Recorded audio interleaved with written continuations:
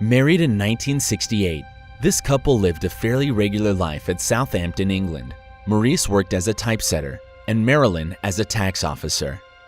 In 1971, after being together for almost 3 years, they grew tired of the lifestyle and wanted to do something adventurous.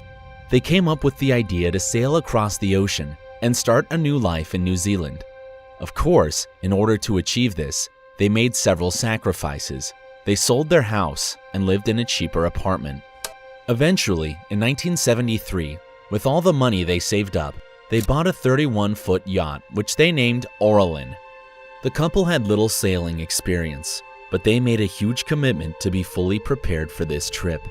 Maurice read numerous magazines and guidebooks about surviving at sea, and bought all the necessary equipment and supplies for the long journey ahead of them. Their sailing route was quite forward. Here, they indicated that they'll make their first stop in Spain, then to Portugal, followed by Canary Island. They would then sail across the Atlantic Ocean and through the Panama Canal to reach the Pacific Ocean and to New Zealand. With every post stop along the way, they would send postcards to Maralyn's mother to keep in touch with her and also update her about their long journey. However though, even with their meticulous planning and full preparation, it didn't go as planned. They set sail on early February of 1973. They left Southampton and traveled through their designated route. The first couple of days went smoothly. They managed to safely dock on their post stops to take couple days of rest and restock food supplies. But here's the first challenge they encountered.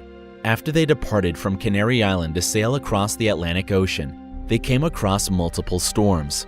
Luckily, it was not as strong as it usually is, and so they were able to cope with the danger. As weeks passed by, they reached the Caribbean Sea and passed through the Panama Canal. From there, they stayed in the Panama City for a couple of days and sent a postal card to Maralyn's mother. Little did they know, this would be the last letter their mother would receive from them. After departing from Panama City, they passed by a whaling vessel just northeast of the Galapagos Island. Then an hour later, out of nowhere, a whale struck their yacht, which punctured a huge hole. The yacht was severely damaged, and there was no chance to repair it. Once they realized this, they grabbed their emergency kit. They inflated a dinghy and grabbed the yacht's life raft. They then roped the two together and threw in whatever food and supplies they could grab before the yacht sank. In just under a couple of minutes, the yacht was devoured by the water, and Maurice and Maralyn weren't able to grab all the food in their cabin.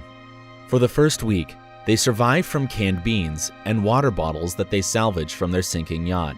In spite of the unlucky event, they remained hopeful. They were confident that they would reach the Galapagos Island in a matter of a few days, since they knew it was nearby. Unfortunately, they were wrong. Their lifeboat had drifted far up north, and they had seen no sign of land. This is when things got a lot worse. As weeks passed by, their food ran out, and they had to turn to eating sea creatures. So, without any proper fishing equipment, they used their bare hands to catch fish. And also because there wasn't any fire to cook these, they had to eat the fish raw. On the second month, they saw several ships from afar. However though, when Maurice tried to get their attention by using a signal flare from their emergency kit, the worst timing happened and none of the flares lit up. And because of this, since the lifeboat was so little and hard to spot, the crew of the other ship wasn't able to see them. As more days passed by, there was still no land in sight. Not only that, the lifeboat showed major wear and tear, which could break anytime soon. Also, they started to experience sunburn and muscle soreness. By this time, Maurice and Maralyn showed no hope that they would survive and were ready to give up. However, luck was on their side. On June 30th, 1973, a South Korean fishing boat saw a strange raft on the horizon, which forced them to alter their course. When they got near it, they lended a hand and rescued the English couple. According to the ship's captain, they didn't say anything. They just slumped on the deck, sobbing with happiness. Maurice and Maralyn lost almost 40 pounds each and were not able to walk properly due to long hours of squatting down on the lifeboat. But apart from that, they were in okay condition. The crew members aboard did a general checkup on their health and fed them before they dropped them off in Honolulu for further treatment.